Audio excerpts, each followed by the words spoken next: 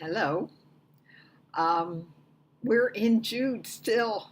Isn't that amazing? Such a short book, but every verse is packed, tightly packed. In fact, you might say each verse is dense. And it's a good thing he only has 25 verses because I don't know if I could go on more than 25 verses. He just has packed everything in each verse. Uh, for instance, in just one verse, he gives the three illustrations we have looked at, we're going to continue today. Illustrations from the Old Testament of the lawlessness of these false prophets. He uses stories from the Old Testament to show this. So look, it says, here's how they are. Here's his illustrations. For in the way of Cain they walked, and to the error of Balaam's reward they abandoned themselves. In the rebellion of Korah they perished. And look, not only that, but you can tell he loves the wisdom literature of the Old Testament because he uses the parallelism that they use. Look how parallel it is. For in the way, and to the error, in the rebellion. And look at the second part of each line. Of Cain, of Balaam's reward, of Korah. And then at the end, they walked. They abandoned themselves. They perished. Each one getting harder or tougher or more extreme. They walked. They abandoned themselves. They perished. And each one of these is a long story, a story that he could have unpacked and maybe even taken a chapter for each of the stories. Like we've had to take a whole lesson for each of these stories and to unpack it and tie it to the false prophets. They are like Cain. They are like Balaam and his reward, the story of Balaam and his reward. And they are like Korah, who perished in the rebellion. Uh, he Jude is intense. Well, the book is. I don't know how intense Jude was, but he must have been an intense person. He is very upset about these false teachers that have come into the church. And he wants to describe first those first three illustrations that we saw several months ago, where each of it was Israel in the wilderness, the angels in the pseudepigrapha, and what was the last one? Angels, and I can't remember the last one on my tip of my tongue. But we saw the consequences of each of them, and Jude uses them as illustrations of the consequences that will be meted out on, the third one was Sodom and Gomorrah. Each story illustrated that those people got consequences, and that the false teachers therefore will have consequences to their actions of teaching and preaching false teachings. And now the emphasis is on what type of people they are. They are lawless as Cain, as lawless as Balaam, and as lawless as Korah. And in the end, they, like Korah, will perish. And speaking of Korah, that's where we are today. Last semester, we ended up with Balaam's story, and now we're starting up this semester with the story of Korah's rebellion. And in order to do that, we're going to have to take the genealogy that I have sent you and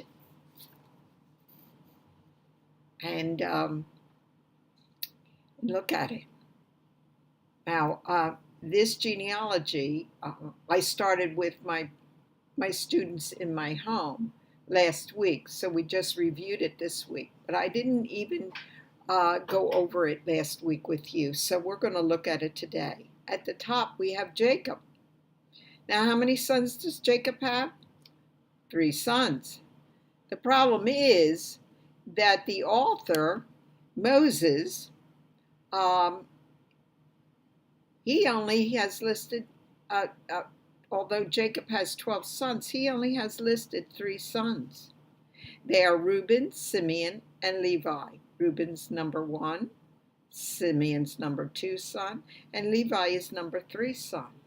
Now, if you look down at this genealogy, I want you to watch what is going on. Who's most important to this genealogy of the 3 sons named? Right, Levi. How do you know? Well, because he has descendants shown, doesn't he? And Reuben and Simeon do not have descendants shown. So now the next person in line, Levi has 3 sons and 1 daughter. The 3 sons are Gershon, Kohath, and Merari.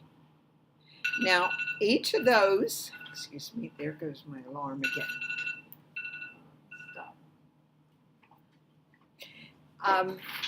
Each of those sons are going to have the 3 sections of the Levites. It'll be Gershon's group, Kohath's group, Merari's group. And which one of these 3 sons is the most important to our author? Take a look. Kohath. You see why? 2 reasons why. 1, extra information is given about him. It tells us that he lived 133 years. So the important one is given more info. We're not given that info in Gershon. We're not given that info about Merari.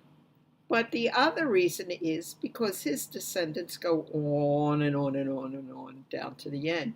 Whereas Gershon and Merari, only 2 sons are listed. Now let me give you an idea of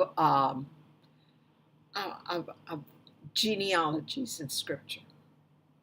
They're doing a genealogy. 2 things, many things can happen, but the 2 things I want you to take note of is that hundreds of years can be passed between the one person and the next person in line.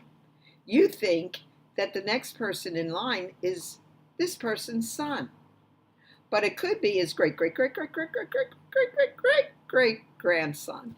And that's because in Hebrew thinking, your great-great-great-great-great-great-great-grandson was as much your son as the next one in line after you. Let me give you an example. Laban is very angry because Jacob has left him, taking his daughters and the sheep that are owed him and going off with the flocks down to the promised land. So Laban chases after him, and he's very demanding.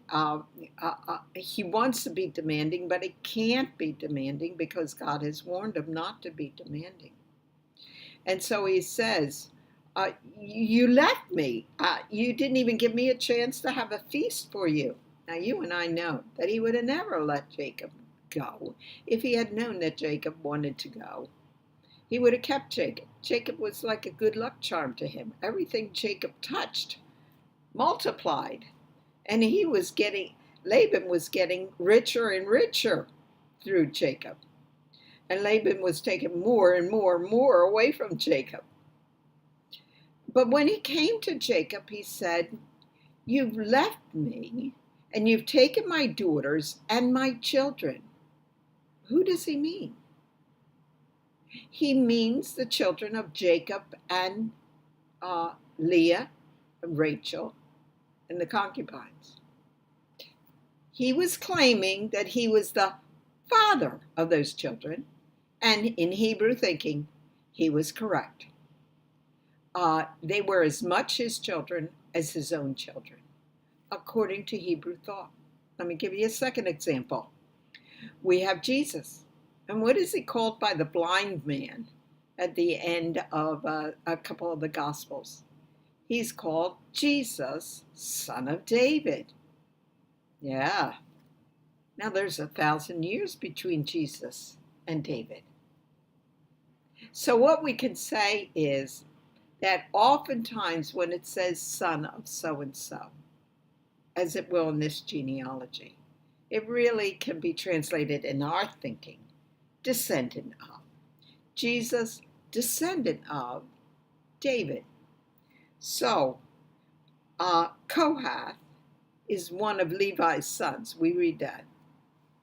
But when you take that line down, there's his sons include Amram, Izhar, Hebron, and Uzziel. Now, they would have said that these were the sons of Kohath, but there's probably hundreds of years in between here. And so they're not right there as son of, but they're descendants of. And Hebrew thinking thinks of descendants as sons of. Now, he has 4 sons mentioned. 2 of them will have their descendants going on almost to the bottom. Which 2 are they? Amram and Izhar. Now, Uzziel has sons too, but that's it. The descendants don't keep on going. So we have Izhar and Amram, and of the 2, who's most important to the author? Amram. How do you know? 2 ways that you know. 1, more information is given about Amram than about Izhar. And Amram's descendants go down 1 descendant longer than Izhar's. You see that? I hope that you're able to get this. If not, you can rewind and listen to it over again. Let's go down from Amram's line. He has 2 sons. Oh, cross that out. I'm speaking to Western civilization. 2 descendants. Okay? And who are they? Aaron and Moses.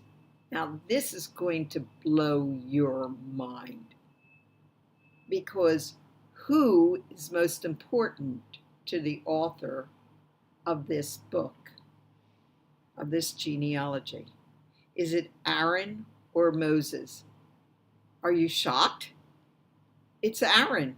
But we think, but Moses was most important. He gave the law. He wrote the book. He was the leader. But in this genealogy, we're showing that Aaron is most important. And why is Aaron most important? Because he's the high priest, and from him will come all the other priests. So, and Aaron's wife is mentioned here, isn't it? Isn't she? Elisheba. Now, in the other one by Izhar, on the right-hand side, Izhar is shown as having 3 male descendants, Korah, Nepheg, and Zikri, right? But who's important in this genealogy? Korah. But is he as important as Aaron? Nope. How do you know? Because Aaron's line goes longer.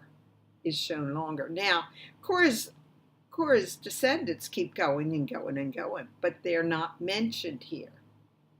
It's those who are mentioned that are important to this genealogy, and Aaron's genealogy goes down to his grandson, doesn't it? Korah's goes only down to his sons. So now let's look again at Aaron, and we have 4 sons. Nadab and Abihu are the first 2. They were in line, or at least Nadab was in line to be the next high priest after Aaron died. But he's not. He's not going to be. It's going to be Eleazar. And why not Nadab or even Abihu? They both get, I guess you could say, zapped by God because they had brought strange fire into God's holy tabernacle instead of using the fire that was prescribed. Eleazar, now it's not shown here, so I want you to add it. Eleazar has a wife mentioned in Exodus 6 in the genealogy. And so just put down Eleazar and right underneath it, and wife. So that shows that he's important. And of the 4, he's the most important because not only does it give more information about him, but his son Phinehas is. And so you're going to see that Aaron's going to be a high priest, then Eleazar is going to be a high priest, and after that, Phinehas is going to be the high priest. And the priestly line is what goes on. If you read the rest of Scripture, you're not going to read about Moses' descendants. Oh, there may be a reference, a light reference to Moses' grandson in the Judges. That's it. You don't. Not even in First Chronicles do you get a lineage for Moses, because Moses was, for that time, the leader of Israel. And what's going to happen when Moses dies is Joshua's going to take over, and he's being handpicked by God. And then the judges, who are handpicked by God. And then the kings, who are handpicked by God. But if Moses' genealogy was mentioned or important, it would mean to the Israelites the wrong thing. That Moses' sons would take the place of Moses when he died, and the grandsons would take the place of the sons when they died, and so on and so forth. And that's not what God wanted. Moses was not important that way. He was important for his time to give God's law to God's people. Now we see Korah has sons too, but it doesn't mention grandsons. There will be grandsons, but it's not mentioned. And that's another thing that I wanted to tell you about. There are descendants in a family tree that often are not mentioned in the genealogy. Now, when my daughter was doing our family tree, she tried to get every name she could on that family tree. She contacted cousins and aunts and all kinds of people to get that family tree, everybody on it. That's not so in the genealogies in Scripture. Sometimes they skip people. Sometimes it looks like the genealogy ended, but it didn't. For instance, let's go back near the top to Gershon's line. He has Libni and Shimei. Now, Libni and Shimei do not have descendants after them. Why not? They're not important to the story. They're not important to the story. Merari has 2 sons or descendants. They are Mali and Mushi. They don't look like they have descendants, but they do. They do. Okay, so you've got that in your mind? I have one more thing for you to do with this genealogy. I want you to draw a straight line from Reuben straight down so that you could put two names there right next to Elisheba and Aaron. Okay, so you're going to take a straight line. Maybe you can see it. Let's hope that you can see it. See the straight line from Reuben? There's a line. And I went down Elisheba to Elisheba and the same area as Elisheba and Aaron. But the two names I wanted you to put down is Dathan and Abiram. Dothon, Abiram, Abiram. These are descendants, sons of Reuben. They live at the same time period as Aaron, Moses, Korah.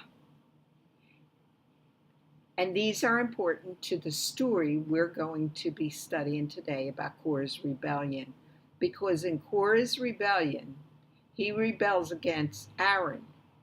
But it will be Reuben's descendants, Dathan and Abiram, who will rebel against Moses. But both groups will rebel against both Moses and Aaron. So got that? Abiram comes from Reuben. And we've added it because it's not in Exodus 6. We've added it because we're going to see that all these are cousins to each other. In the case of Dathan and Abiram, very distant cousins because they're cousins through Reuben, way hundreds of years before. Korah, on the other hand, is a Kohathite, just like Aaron is. They both come from Kohath. Got it? Okay. I want you to hold on to this, just kind of put it aside right next to you so that when we come to certain things, we'll see it.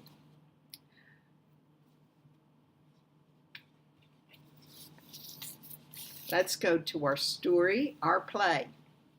I know it's in play form, and that makes it, I hope, a little bit easier to look at. But this was for a group setting in which I put it in play form. So I'm just going to tell you who's speaking.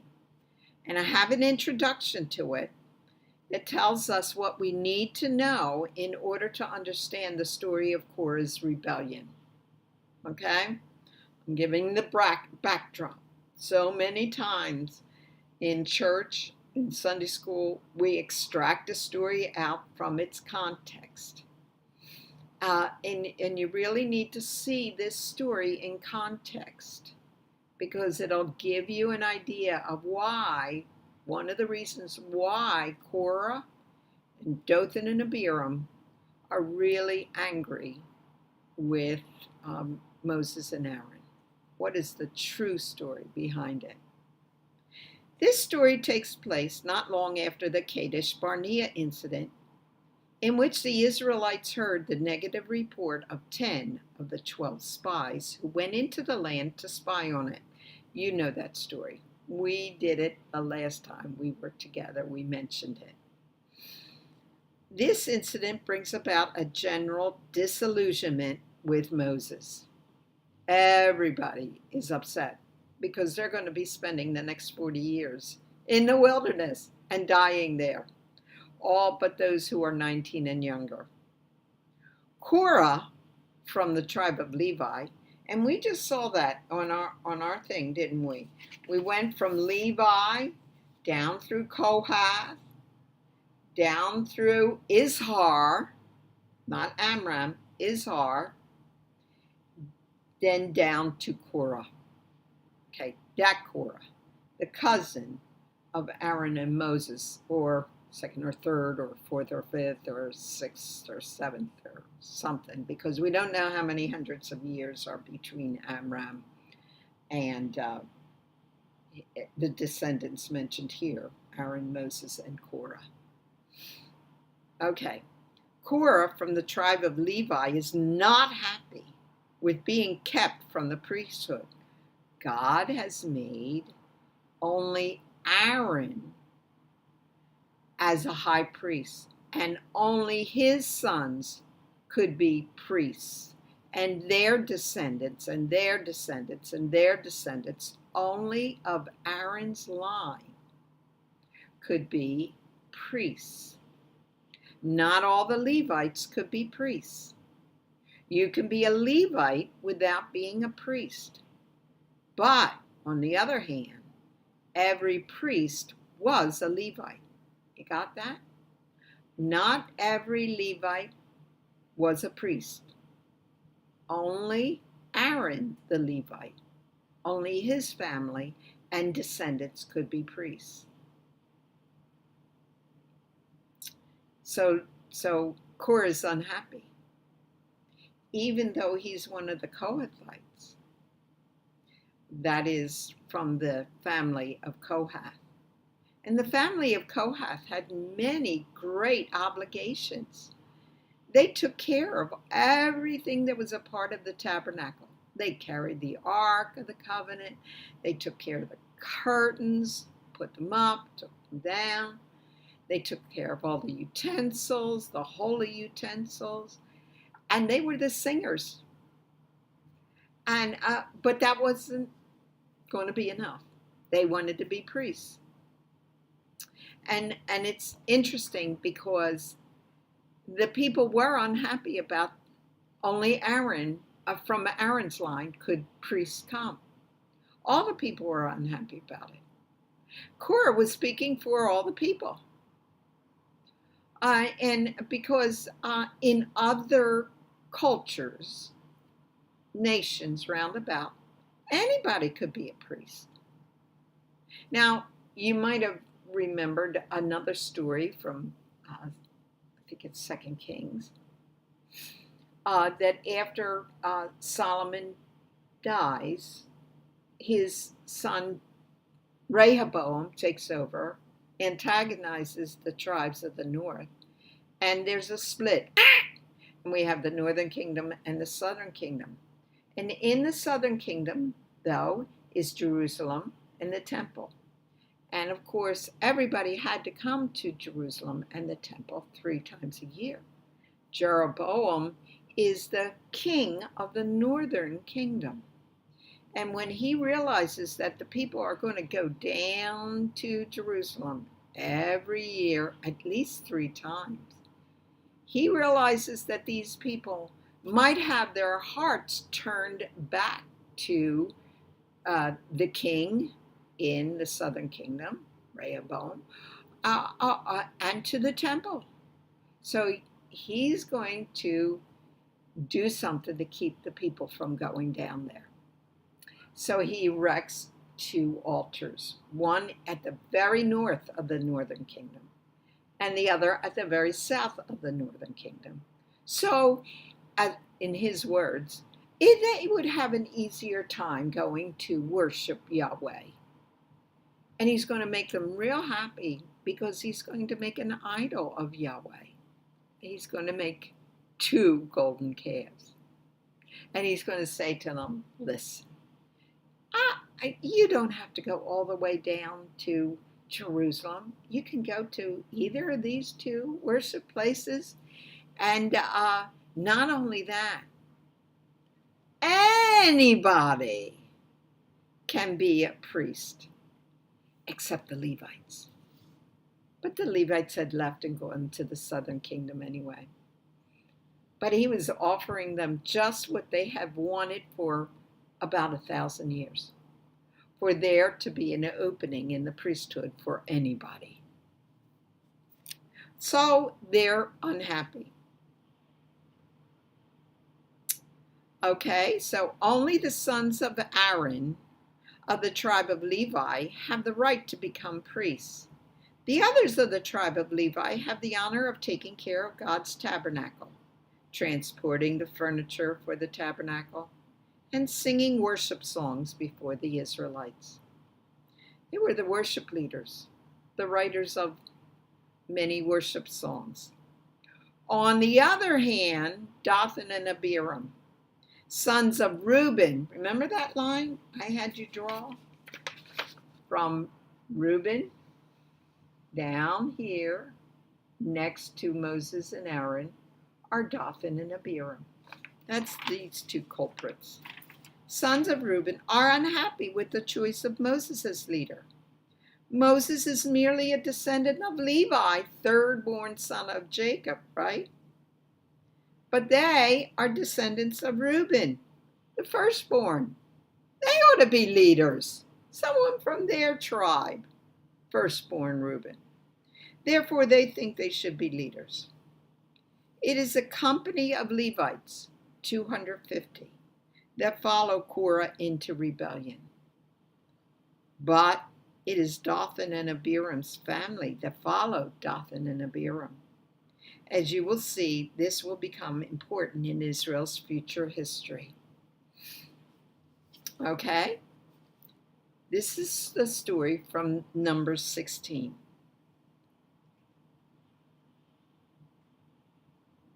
According to this summary, why were Dathan and Abiram upset? Do you remember? Just read it.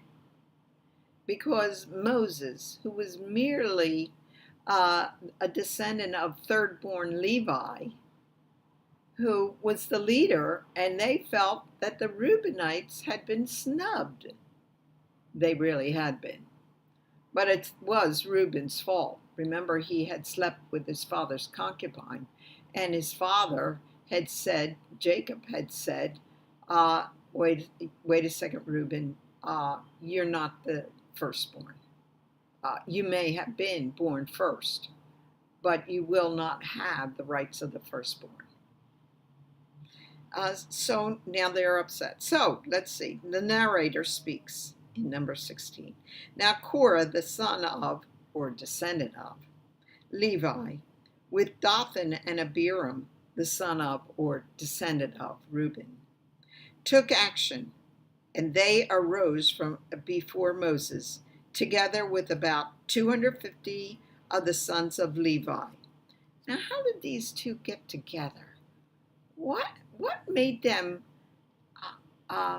desire to come together and lead this rebellion?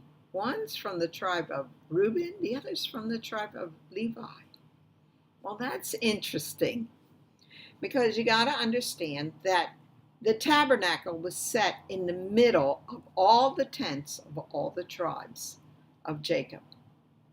And the ones who were from Levi, Kohath, Gershon, Merari, remember those names? They were the sons of Levi. Okay, those family groups got to be closest, as though protecting the holiness of the tabernacle. So only the Levites had their tents immediately outside the tabernacle all the way around. Well, the Kohathites were on the one side, the south side. Outside of the Levites' tents would have been all the other tribes outside of those tents. So there would have been the Judites, and there would have been, Benjamin, the tribe of Benjamin, the tribe of this son and that son. Now, they would have been sectioned, put together as a tribe. So each tribe had a section where they could put their tents. Now, if you read about this in Scripture, it probably would be dull to you. But if you sat down and realized, if you put a tabernacle in the middle of your paper and then you put the Kohathites on the southern side, and you put the Gershonites up here on the west side, and the Merarites on the northern side, and then on the eastern side where the entrance was, you put Aaron and his sons. They had all there. So surrounding would have been the tribe of Levi. Then outside of that would have been placed each tribe in an orderly way, and that's the way when God had moved in the cloud and moved away, they would take down the tabernacle, take down their tents, and follow it in an orderly process, an orderly way. But then when they erected the tabernacle again, they would erect their tents in the same orderly way. Well, if you take a look at that order, you will find out that on the southern side, on the Kohathite side, where Korah would have been, the tribe that was right next to them were the Reubenites. And who was a part of Reuben's tribe? Dathan and Abiram. So it seems as though these two entities got together and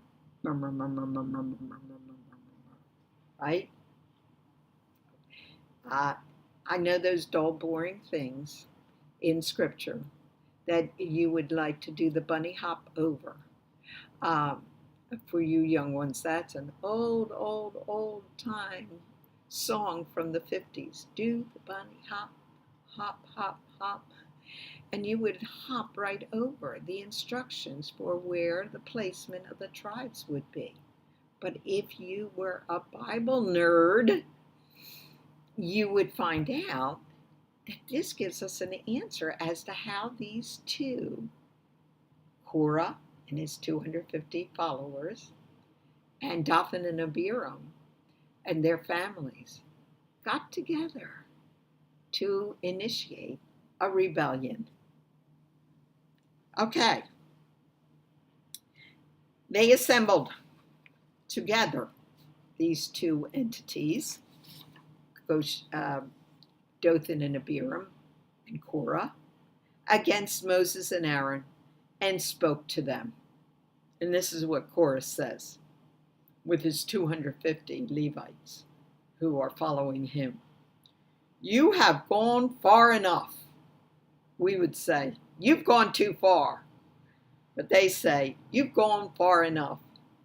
For all the congregation, they sound so sincere and holy and spiritual in this. For all the congregation are holy, every one of them. And Yahweh is in their midst too, not just you. So why do you exalt yourself above the assembly of Yahweh? Aaron, Moses answers. After he heard the words, he fell on his face and said this, tomorrow morning Yahweh will show who is his and who is holy, and will bring him near to himself. Do this. Take censers for yourself. What are the censers? Fire pans with coals and incense that they would light up, and the incense and the smoke would rise up. And the priests, each of the priests would have his own censer to use, but not the Levites. The Levites weren't allowed to have those censers, but they have them now. Do this. Take the censers for yourself, Korah and all your company, 250 men, and put fire in them and lay incense upon them in the presence of Yahweh tomorrow. Why tomorrow? Give them enough time to repent and come back to the Lord, to fear God, and know that if the consequences are going to be dire if they rebel against God's man, who is Aaron. And the man whom Yahweh chooses shall be the one who is holy. God's going to choose, not you. God will choose who he wants to be the priest. You, now, Moses says the same thing Korah had said. You have gone far enough, too far, you sons of Levi. Is it not far enough that the God of Israel has separated you from the rest of the congregation of Israel? So even Korah's family is separate from all the other tribes, separated by God in order to bring you near to himself, to do the service of the tabernacle, all the taking care of the curtains, the ark, the utensils, the tabernacle of Yahweh, and to stand before the congregation to minister to them. Who stands before your congregation in your church to minister to you? Oh, the pastor. And in some churches, the other ministers, some churches, the deacons, but primarily the choir. See, the Korahites and those of Kohath were the singers and the songwriters. And they stood before the congregation to minister to them. I hope they didn't have anybody in there that has a voice like mine. I would be in bad shape if I was a Korahite.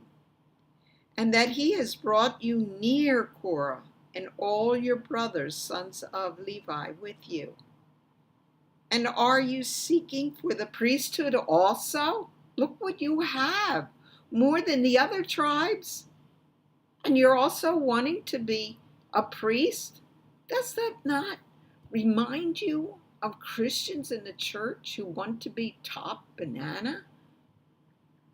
This is it's a good story for us, those of us, and I'm one of them. Okay, I will confess, I'm one.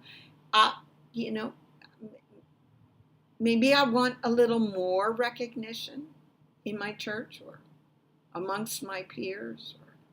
When that happens, when I want more than what God has given to me, I'm no better than Korah. And I need to be forgiven and repent. And Korah is given overnight to do so. Therefore you and all your company are gathered together against Yahweh. You're not gathered against us. You're gathered against Yahweh. But as for Aaron, who is he that you grumble against him? Why are you going against him? Korah has claimed too much power. Korah and his 250 followers should consider their high privilege of caring for the holy things of the temple. The narrator speaks again and says this. Then Moses sent a summons to Dathan and Abiram. Who are they? Who are they descendants of? Reuben, firstborn. Let's see what they say, as Moses has called for them. They say this: we will not come up. It is far enough, or too far, that you have brought us up out of the land of flowing with milk and honey. What? Out of the land flowing? What's the land flowing with milk and honey as far as they're concerned? They're saying Moses brought them up out of the land of milk and honey. What was that place? Egypt. Can you imagine? There were slaves there.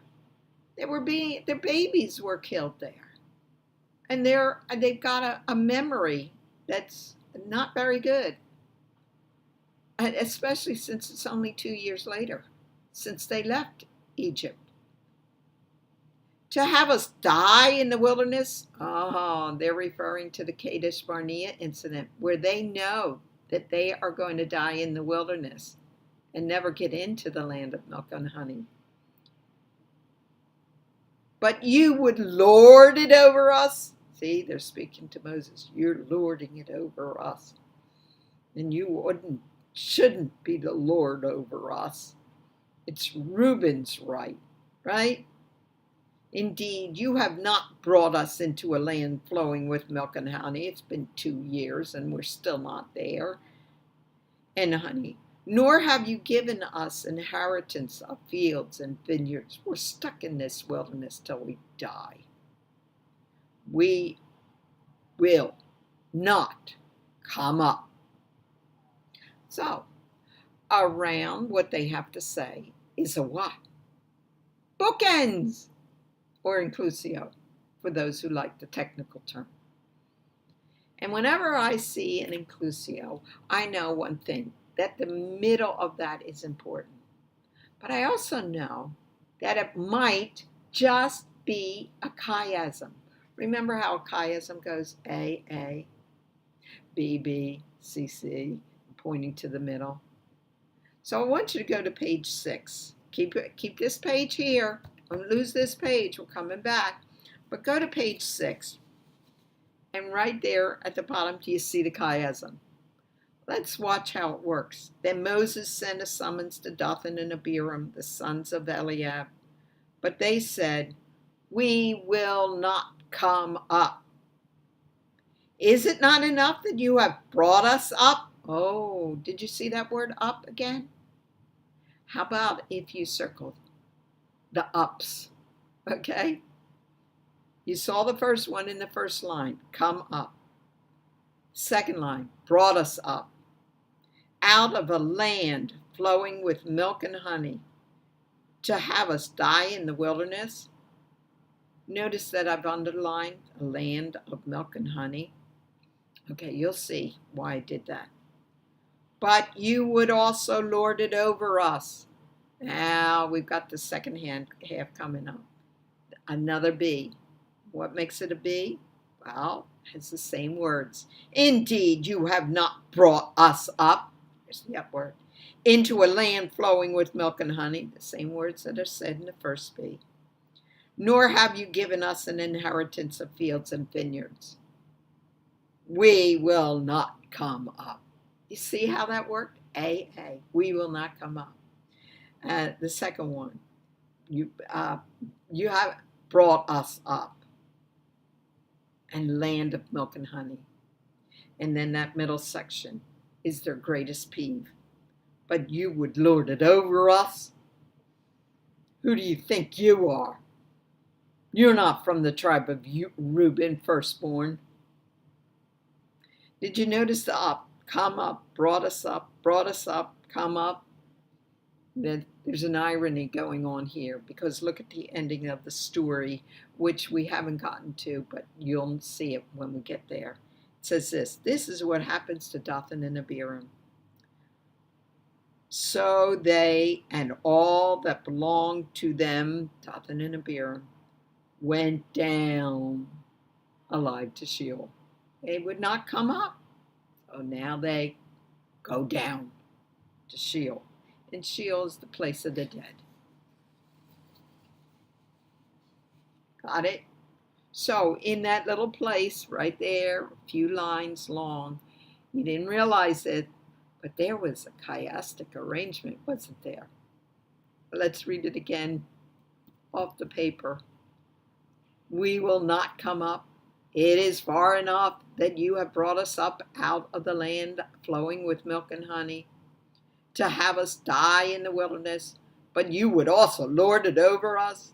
Indeed, you have not brought us into a land flowing with milk and honey, nor have you given us an inheritance of fields and vineyards. We will not come up. Moses to Korah. So, he addressed Korah first, and then he addressed Dathan and Abiram. Now he's going to address Korah again. You and all your company be present before Yahweh tomorrow, both you and your 250 men, along with Aaron. Each of you take his fire pan and put incense in it, and each of you bring his censer before Yahweh. Narrator says, so Korah assembled his group against Moses and Aaron at the doorway of the tabernacle. And the glory of Yahweh appeared to all the congregation. Yahweh would have consumed all the Israelites, but Moses and Aaron pleaded that only the guilty party be punished. Yahweh says, "Speak to the congregation, saying, 'Get back from around the dwellings of Korah, Dathan, and Abiram.'" The narrator says, "Then Moses arose and went to Dathan and Abiram with the elders of Israel following him, and he spoke to the congregation." This is the next day. "Depart now from the tents of these wicked men, and touch nothing that belongs to them, or you will be swept away in all their sin." So the people got back from around, they were scared enough to do this, from around the dwellings of Korah and Dathan and Abiram.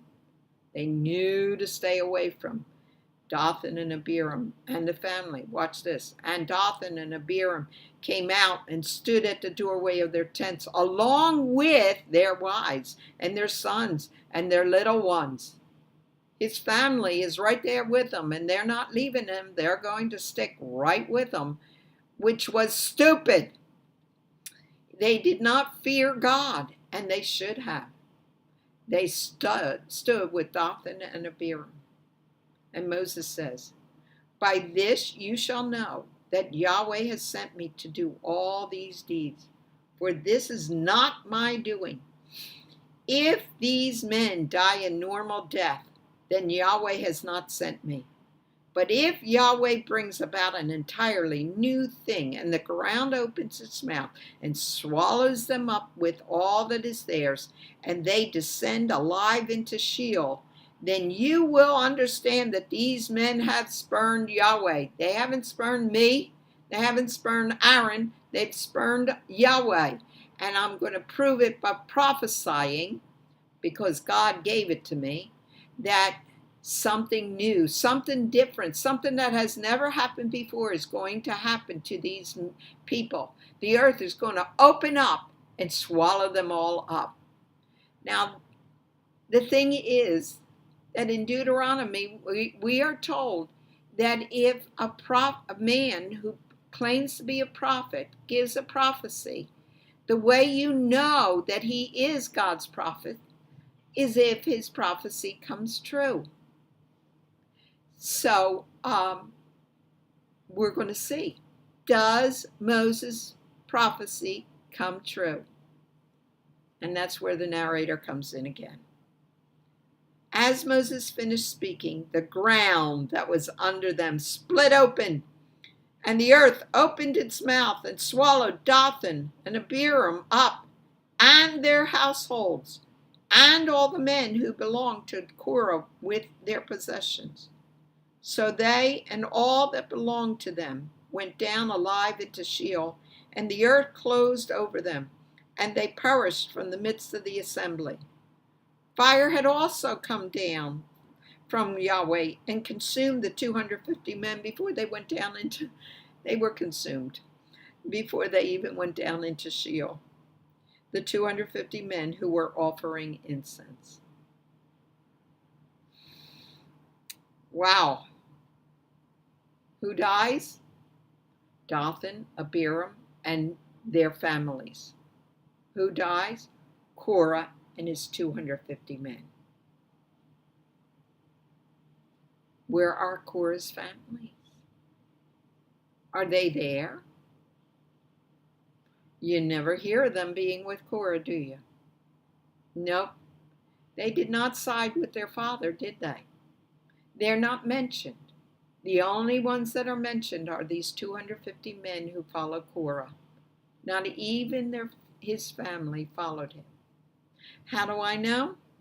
Well, go back to the genealogy that we were looking at the very beginning. And go down to the bottom where Korah is. And look what it says. He has sons. Asher, Elkanah, and Abiasaph. And they're going to continue in their lines and going to continue in their lines. And it's going to keep on going. They were never zapped. They were never with their father, Korah. They stood away from Korah's tent. Now, something interesting is in this genealogy of Korah. Is there a name that you've heard before of Asher, Elkanah, and Abiasaph? Yes, Elkanah. And it's Elkanah's descendant, years and years later, that has a wife named Hannah. And she has no child. Now, Elkanah, the Elkanah in the Hannah story, is not worried at all because he has another wife who's producing sons. So he says to Hannah, aren't I better than 10 sons? Don't worry about it. But Hannah is worried about it. She wants a son. And there are many in the Christian church who weep and cry because they have no son or daughter. And they know how Hannah felt. But God will answer her prayer, as Eli the priest told her. And she will have a son. And his name, Samuel. So, Samuel, the prophet, is a descendant of Korah. Got it? Okay. But how about Nadab and Abihu? Well, we have on the next page, after our play is over, we have a genealogy. Now the lines aren't there, so I'm going to ask you to put the lines in. We have Reuben. That's, Nadab and Dothan and Abiram come from Reuben. And Reuben has 4 sons. So I want you to draw a line across and then lines down to Hanak, Palu, Hezron, Carmi. Now, according to this story, who's important? Palu. According to this genealogy, Palu is important because he is the one who has Eliab. And from Eliab come 3 sons, Nemuel, Dathan, Abiram. We don't know about Nemuel. He might have been in cahoots with his 2 brothers, but we don't hear about it. But look how far the genealogy goes. No sons named. Why not? Because they were all destroyed when the earth opened up and they all went down into the earth. They stuck with their father and got their father's consequences. They're not written here.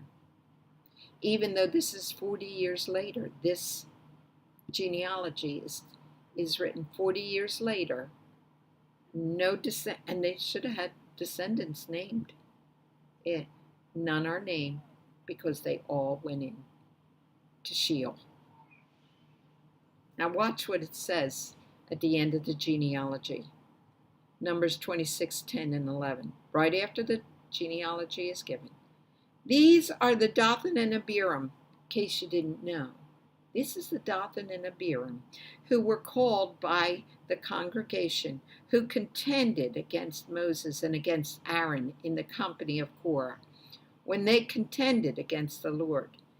And the earth opened its mouth and swallowed them up along with Korah, when that company died, when the fire devoured 250 men, so that they became a warning.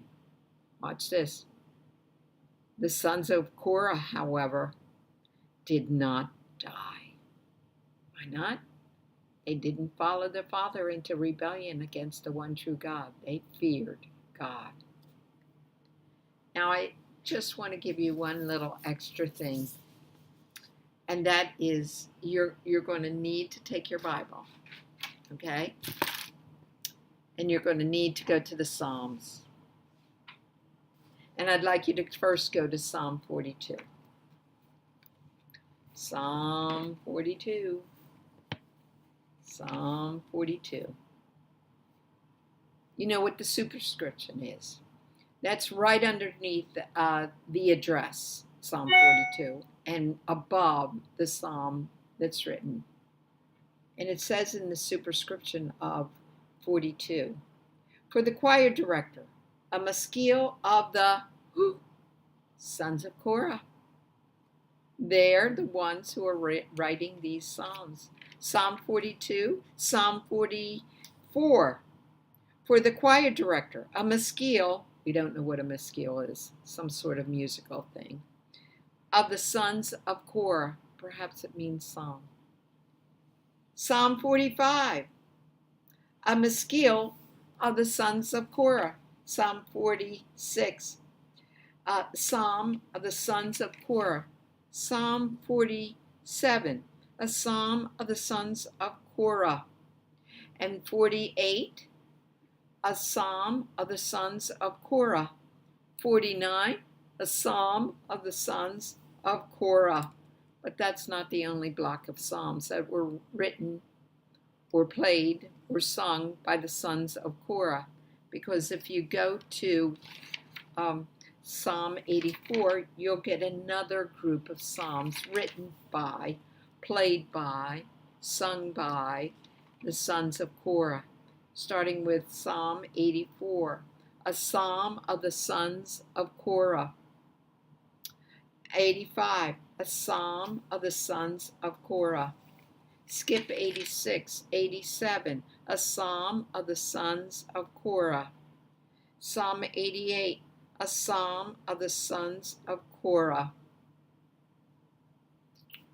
Wow. God used them mightily. Though their father was disobedient, God did not punish the sons for the disobedience or the sin of the father. He promised that, and we can see that. Isn't that neat? To find out about the genealogies and what they teach us. Do you see why I love the genealogies the most? Well, God is so good. He gives us genealogies in His Word filled with nuggets, golden nuggets. Okay, see you next week. Bye.